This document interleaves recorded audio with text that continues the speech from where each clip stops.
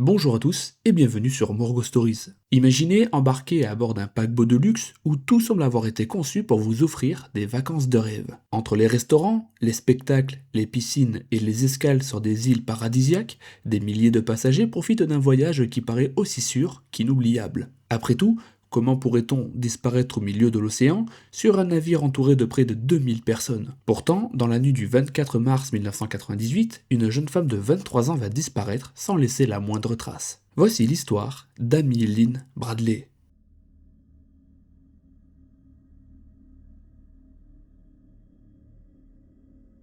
Il existe des endroits où l'on pense être totalement à l'abri du danger. Des lieux où l'on baisse naturellement sa garde, parce qu'on pense que tout a été conçu pour nous protéger. Parmi ces endroits figurent les immenses navires de croisière, ces véritables villes flottantes capables d'accueillir plusieurs milliers de personnes au milieu de l'océan, où les journées s'écoulent entre les piscines, les restaurants, les spectacles et les escales paradisiaques, donnant parfois l'impression que le monde extérieur n'existe plus. Lorsqu'on monte à bord d'un tel navire, on oublie presque inconsciemment une idée qui paraît presque évidente. Une fois en mer, il est presque impossible de disparaître. Les passagers sont recensés, les accès sont contrôlés et les espaces sont limités. En fait, tout laisse penser que chaque déplacement est retracé. Pourtant, le 24 mars 1998, cette certitude va voler en éclats lorsqu'une jeune américaine de 23 ans nommée Amy Lynn Bradley va disparaître sans laisser la moindre trace, alors qu'elle se trouvait sur un bateau transportant près de 2000 personnes. Plus de 25 ans après les faits, personne n'a jamais été capable d'expliquer avec certitude ce qui lui est arrivé, et son histoire est devenue l'une des disparitions les plus troublantes de l'histoire maritime moderne,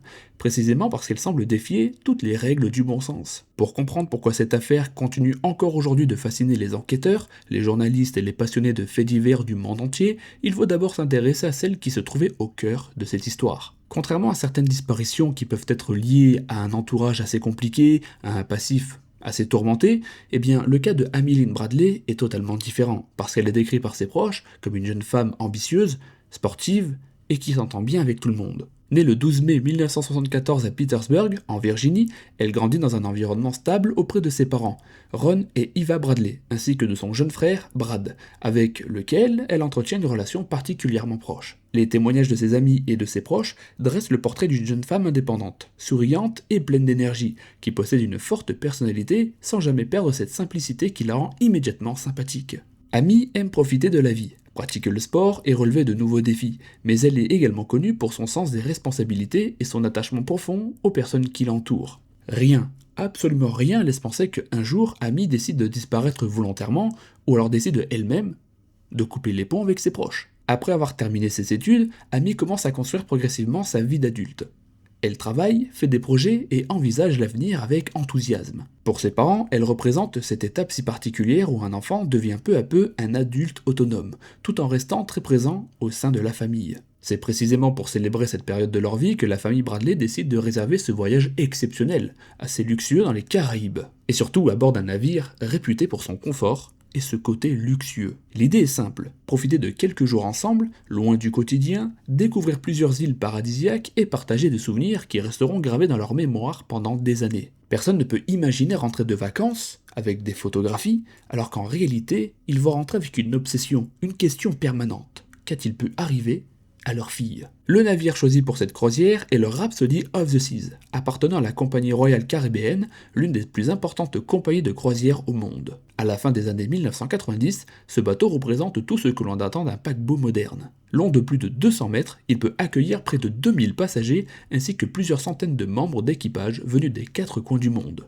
À son bord se trouvent des restaurants, des bars, des salles de spectacle, des piscines, une salle de sport, un casino et de nombreuses activités destinées à divertir les voyageurs du matin jusqu'au milieu de la nuit. Lorsque le navire quitte le port de San Juan, à Porto Rico le 21 mars 1998, l'ambiance est festive. Les passagers prennent possession de leur cabine, découvrent les différents ponts et commencent à profiter de cette parenthèse qui doit durer une semaine. Comme beaucoup d'autres familles, les Bradley y voient en ce voyage l'occasion de pouvoir passer du temps ensemble afin de pouvoir continuer à créer des souvenirs et en parler pendant des années. Et d'ailleurs, les premiers jours de croisière se passent sans aucun incident. Amy profite pleinement des installations du navire, participe aux activités proposées et passe beaucoup de temps avec ses parents ainsi qu'avec son frère. Plusieurs photographies prises durant le voyage montrent une jeune femme détendue, souriante et visiblement heureuse d'être là. Les témoignages recueillis plus tard auprès des autres passagers iront tous dans le même sens. Amy paraît parfaitement à l'aise, échange facilement avec les personnes qu'elle rencontre et semble apprécier l'atmosphère conviviale qui règne à bord. Comme beaucoup de voyageurs,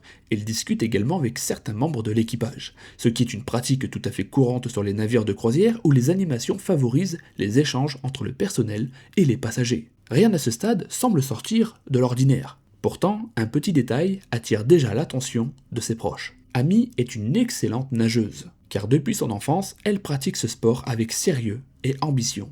Car oui, elle possède tout simplement un excellent niveau. Ses parents savent qu'elle peut se débrouiller dans l'eau, mais il révèle un autre aspect de sa personnalité. Amy éprouve une certaine méfiance envers l'océan lorsqu'il est profond et refuse généralement de s'approcher inutilement des zones où une chute pourrait avoir des conséquences dramatiques. Ce détail peut sembler anodin lorsqu'on l'évoque au début de l'histoire, mais il prendra une importance considérable après sa disparition, car l'une des premières hypothèses avancées par certains consistera justement à affirmer qu'elle serait tombée accidentellement par-dessus bord. Pour sa famille, cette théorie est immédiatement impossible à accepter, ou du moins plutôt difficile. Une jeune femme aussi expérimentée, qui plus est et prudente, et d'ailleurs consciente des risques également, ne prendrait aucun risque, et encore moins un risque inutile de se pencher par-dessus bord. À mesure que la croisière progresse, le navire approche de l'île de Curaçao, l'une des escales les plus attendues du voyage. Les passagers savent qu'ils y feront bientôt halte pour découvrir ses plages, ses rues colorées et son atmosphère tropicale. Et d'ailleurs, le soir du 23 mars 1998 est plutôt mouvementé. Disons qu'il est plutôt animé. Les bars sont remplis, la musique traverse tout le bateau, bref, tous les voyageurs semblent vouloir passer une superbe soirée à la veille de l'escale. Amy et son frère Brad choisissent eux aussi de prolonger la soirée en se rendant dans l'une des discothèques du navire. Ils dansent, discutent avec d'autres passagers et profitent simplement de ces derniers instants de vacances, sans imaginer une seule seconde que cette nuit deviendra l'une des plus mystérieuses de l'histoire des croisières modernes. Les témoignages recueillis après les faits indiquent que Amy s'était rapprochée de quelqu'un qui s'occupait de l'animation musicale, un membre de l'équipage. Parmi eux figure notamment un bassiste surnommé Yellow, avec lequel elle échange quelques mots et danse durant la soirée. À première vue, rien d'inquiétant. Dans l'univers des croisières, il est courant que les musiciens et les animateurs discutent avec les passagers. Ça permet de créer un lien et surtout ça permet de contribuer à la convivialité de la soirée. Pourtant, après la disparition d'Amy, ces conversations ordinaires vont être réexaminées sous un angle totalement différent, chaque détail prenant soudainement une importance que personne ne lui accordait auparavant. Aux alentours de 3h30 du matin, Amy et son frère quittent finalement la discothèque pour regagner leur cabine. Les couloirs du navire sont devenus beaucoup plus calmes, la majorité des passagers dort déjà, et seuls quelques voyageurs profitent encore de la fraîcheur de la nuit sur les ponts extérieurs. Les deux jeunes adultes échangent quelques dernières paroles avant de rejoindre leurs parents, qui dorment déjà dans la cabine familiale. Rien ne semble anormal. Rien ne laisse présager qu'au lever du soleil, l'une des cabines du Rhapsody of the Seas sera au cœur d'un mystère qui hantera une famille pendant des décennies. Car dans seulement quelques heures, alors que le bateau approche des côtes de Curaçao, eh bien Amy Bradley ne sera plus nulle part. Et ce qui va se produire entre cette fin de nuit apparemment ordinaire et les premières lueurs du jour donnera naissance à une affaire qui continue encore aujourd'hui d'alimenter les hypothèses les plus troublantes. Lorsque Amy et son frère Brad quittent la discothèque aux alentours de 3h30 du matin pour regagner leur cabine, eh bien en fait, c'est une fin de soirée pour la plupart des passagers. Les couloirs du Rhapsody of the Seas sont désormais beaucoup plus silencieux qu'ils ne l'étaient quelques heures auparavant. Les derniers éclats de musique s'éteignent progressivement tandis que la majorité des voyageurs regagnent sa cabine afin de profiter de quelques heures de sommeil avant l'escale prévue à Curaçao. Pour la famille Bradley, cette journée du 24 mars 1998 doit être l'une des plus belles de leur voyage. Curaçao est considérée comme l'une des destinations les plus spectaculaires des Caraïbes, et la famille Bradley n'attendait que ça, de descendre du navire pour aller découvrir cette île. Personne n'imagine à ce moment-là que ces projets vont se volatiliser avec Amy quelques heures plus tard. Après être retournés dans leur cabine, Amy et Brad échangent encore quelques mots avant que chacun ne s'installe pour dormir. La cabine familiale est composée d'un balcon privé donnant directement sur l'océan, un luxe particulièrement apprécié des passagers qui souhaitent profiter du lever du soleil ou simplement respirer l'air marin sans quitter leur chambre. Amy, qui semble encore être éveillée après cette longue soirée, décide de rester à l'extérieur pour profiter du calme de la mer. Son père, Ron Bradley, se réveillera plus tard en affirmant l'avoir aperçue assise sur le balcon, les jambes croisées, contemplant simplement l'horizon, alors que le navire poursuit tranquillement sa route vers Curaçao. Ce souvenir deviendra rapidement l'un des éléments les plus importants de l'enquête, car c'est peut-être à ce moment-là que quelqu'un a aperçu Amy vivante, ou en tout cas présente, pour la dernière fois. Ron explique qu'il a ouvert les yeux vers 5h15 du matin, et il a aperçu sa fille sur le balcon, en train de prendre l'air tranquillement. Rassuré de l'avoir tout simplement profité de l'air frais et du calme de la mer, il se rendort presque immédiatement, sans savoir à ce moment-là qu'il vient tout simplement de voir sa fille pour la dernière fois. Cette scène, presque d'une banalité désarmante, deviendra par la suite l'un de ses plus grands regrets. Imaginez combien de fois il a dû se poser la question « Et s'il était sorti parler avec Amy ? Est-ce qu'elle serait toujours là aujourd'hui ?» Donc, Ron, le papa de Amy, ressent tout simplement une part de responsabilité. Car comme dans beaucoup d'affaires de disparition, ce sont ces décisions presque insignifiantes sur le moment qui vont créer des obsessions pour les proches. Lorsqu'il se réveille de nouveau environ une demi-heure plus tard, aux alentours de 6 heures du matin, quelque chose attire immédiatement son attention. Le balcon est désormais vide. Au premier abord, cette absence ne lui paraît pas particulièrement inquiétante. Amy est une jeune femme indépendante et débrouillarde. Peut-être qu'elle a tout simplement voulu se lever avant tout le monde pour aller profiter des installations avant que tous les passagers affluent dans les couloirs. Pourtant, il y a un détail assez inhabituel qui vient troubler cette pensée. Les cigarettes qu'Amy fume régulièrement se trouvent toujours sur la petite table du balcon, accompagnées de son briquet. Ses chaussures, ainsi que d'autres effets personnels, sont toujours dans la cabine, ce qui devient anormal du coup, parce que Amy n'a pas l'habitude de se déplacer sans ces effets-là. Plus étrange encore, sa carte d'accès, donc la carte qui lui permet d'accéder à sa cabine, est toujours dans sa cabine. Et si donc Amy avait tout simplement décidé de quitter sa cabine pour aller profiter des installations, pourquoi aurait-elle laissé sa carte d'accès dans sa cabine? Ron à ce moment-là tente de se convaincre qu'il ne faut pas paniquer. Le navire s'apprête à accoster et de nombreux passagers circulent déjà dans les couloirs afin d'observer l'arrivée sur l'île. Il imagine alors qu'Amy a peut-être décidé de monter sur un pont supérieur pour admirer le paysage, ou prendre quelques photographies du port de Willemstad, qui commence à apparaître à l'horizon. Après tout, les Caraïbes offrent un spectacle magnifique au lever du soleil, et beaucoup de voyageurs choisissent justement ce moment pour profiter de la vue avant l'agitation du débarquement. Pourtant, les minutes passent, et Amy n'est toujours pas là. Et donc peu à peu, l'inquiétude s'installe au sein de la famille. Ses parents commencent à parcourir les différents ponts du navire, explorent les restaurants, les piscines, les espaces de détente et interrogent les membres de l'équipage qu'ils croisent sur leur chemin. Personne ne semble avoir aperçu. Au fil des recherches, ce qui était une simple inquiétude se transforme peu à peu en véritable angoisse. Un navire de croisière peut paraître immense, mais il reste malgré tout un espace fermé. L'idée qu'une personne puisse se volatiliser d'une minute à l'autre paraît presque inconcevable. Plus les Bradley cherchent leur fille, plus ils réalisent que quelque chose d'anormal est probablement en train de se produire. Vers 7h50 du matin, alors que le Rhapsody of the Seas est désormais amarré à Curaçao, Ron Bradley prend la décision de signaler officiellement la disparition de sa fille auprès du personnel du navire. Il s'attend naturellement à ce que les responsables réagissent immédiatement, en empêchant les passagers de quitter le bateau, jusqu'à ce que Amy soit retrouvée. Pourtant, selon les témoignages de la famille après les faits, la réponse de l'équipage est beaucoup moins rapide qu'ils ne l'espéraient. Parce que plusieurs membres de l'équipage estiment que Amy a peut-être quitté le bateau avant tout le monde pour aller découvrir l'île, tout simplement. C'est leur réponse. Les Bradley insistent pourtant sur un point essentiel. Amy n'aurait jamais quitté le navire sans prévenir sa famille. Cette certitude repose sur leur connaissance intime de son caractère. Une telle décision ne lui ressemble absolument pas. Malheureusement, le temps va continuer de s'écouler. Pendant que les échanges se poursuivent entre le personnel et la famille, l'embarquement commence à se faire. Des centaines de passagers quittent progressivement le navire pour découvrir Curaçao, tandis que de nombreux habitants de l'île montent également à bord afin de participer aux excursions, d'assurer des livraisons ou de travailler temporairement sur le bateau. Avec le recul, cette période constitue probablement l'un des aspects les plus controversés de toute l'affaire. Les Bradley affirmeront pendant des années que si le navire avait été immédiatement verrouillé et minutieusement fouillé avant toute descente à terre, les chances de retrouver Amy auraient été considérablement plus importantes. Au lieu de cela, plusieurs centaines de personnes ont pu circuler librement entre le bateau et le port, avant qu'une véritable alerte générale ne soit déclenchée. Lorsque les recherches officielles débutent enfin de manière plus approfondie, elles mobilisent une partie importante de l'équipage. Les cabines sont vérifiées, les espaces techniques sont inspectés et des annonces sont diffusées dans tout le navire afin d'inviter Amy Bradley à se présenter à la réception si elle entend le message. Aucun résultat. Les heures passent, mais Amy demeure introuvable. Cette absence d'indices commence à déconcerter tout le monde. Aucun membre de l'équipage ne signale un comportement bizarre. Et aucun passager ne rapporte avoir assisté à quelconque altercation. Rien ne semble expliquer comment une jeune femme de 23 ans a pu disparaître dans un environnement aussi surveillé. Très rapidement, une première hypothèse est avancée. Amy aurait pu tomber accidentellement par-dessus bord durant la nuit. Sur le papier, cette possibilité paraît logique. Le navire naviguait encore en pleine mer au moment où elle a été vue pour la dernière fois, et une chute dans l'océan, avant l'aube, aurait pu passer totalement inaperçue. Pourtant, cette théorie soulève immédiatement plusieurs interrogations majeures. Amy est une nageuse expérimentée qui connaît parfaitement les dangers de la mer. Rien n'indique qu'elle a consommé assez d'alcool pour perdre l'équilibre. Et puis, il n'y a eu aucun cri, aucune éclaboussure et aucun témoin qui vient étayer ses propos. Les Bradley, eux, refusent catégoriquement d'y croire. Pour eux, leur fille n'aurait jamais pris le risque de s'approcher dangereusement du rebord du balcon, encore moins au milieu de la nuit. À mesure que les heures passent, le sentiment d'incompréhension laisse progressivement place à une idée beaucoup plus inquiétante. Si Amy n'est pas tombée à la mer, alors une autre possibilité doit être envisagée. Quelqu'un aurait-il pu l'approcher durant la nuit? Aurait-elle quitté volontairement sa cabine pour rejoindre quelqu'un?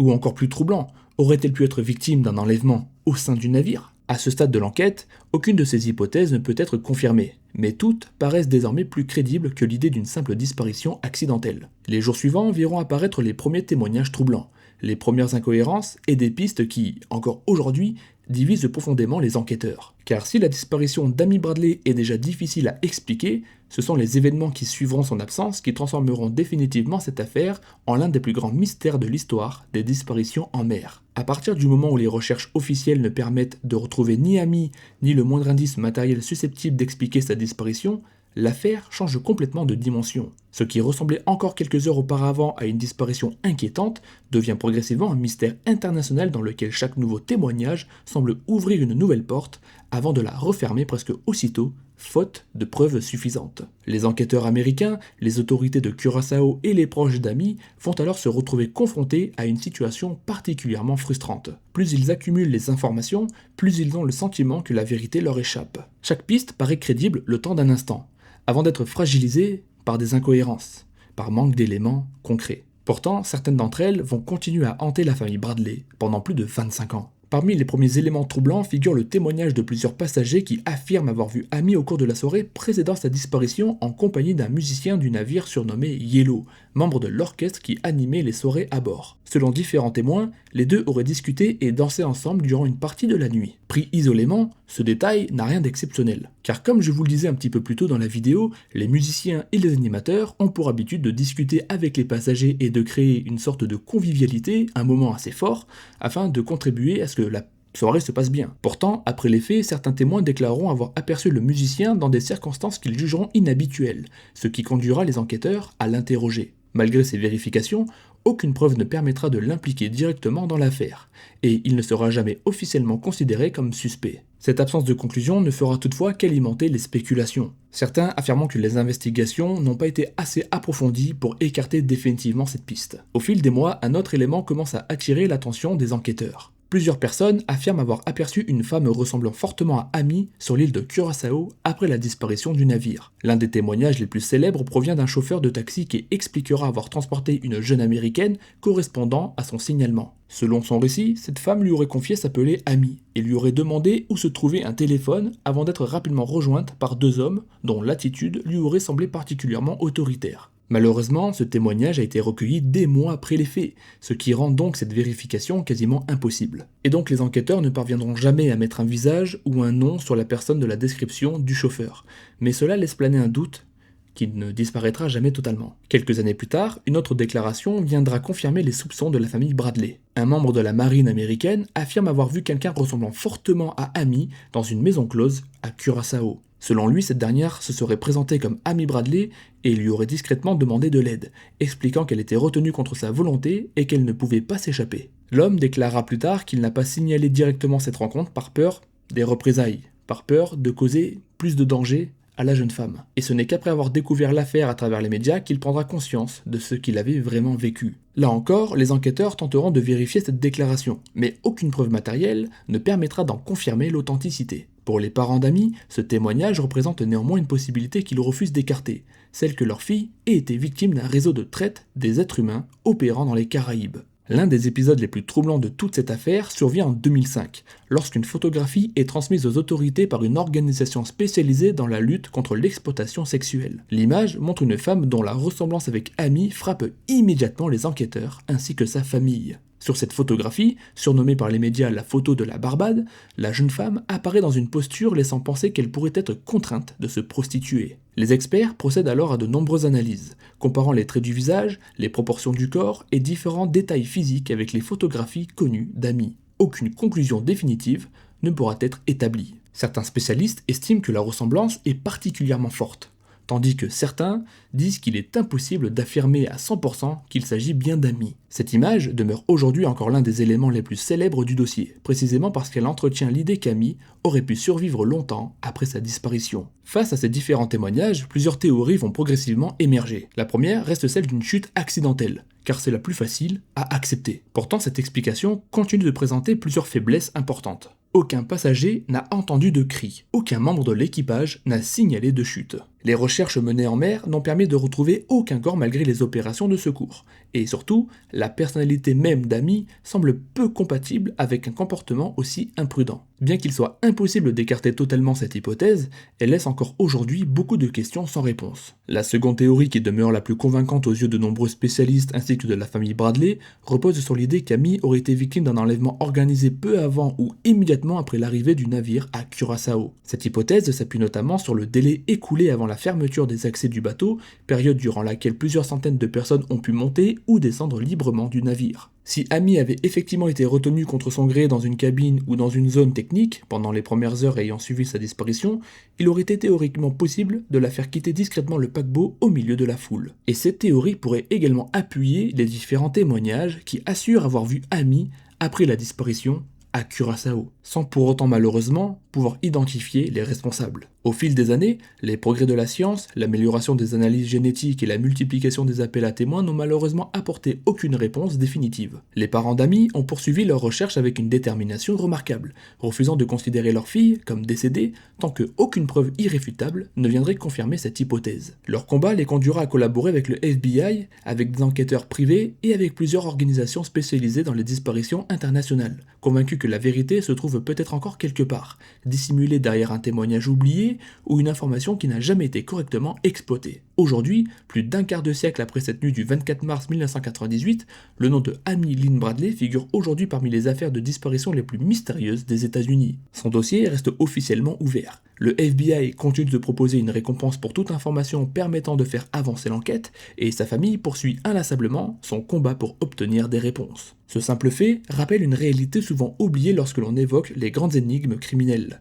Derrière chaque affaire devenue célèbre se trouve une famille dont le temps s'est arrêté le jour de la disparition d'un être aimé, condamné à vivre entre l'espoir et l'incertitude, sans jamais pouvoir véritablement faire son deuil. Et c'est peut-être cela qui rend l'histoire de Amy Lynn Bradley si profondément bouleversante. Si elle était tombée accidentellement dans la mer, son histoire serait déjà tragique. Et si elle avait été victime d'un crime, elle serait tout aussi insupportable. Mais l'absence totale de certitude place cette affaire dans une catégorie encore plus douloureuse, celle des disparitions où chaque nouvelle théorie laisse entrevoir une possibilité de survie sans jamais offrir la moindre preuve capable de transformer cet espoir en réalité. Car lorsque l'on referme le dossier Amy Lynn Bradley, une seule question continue de résonner avec la même force qu'au premier jour.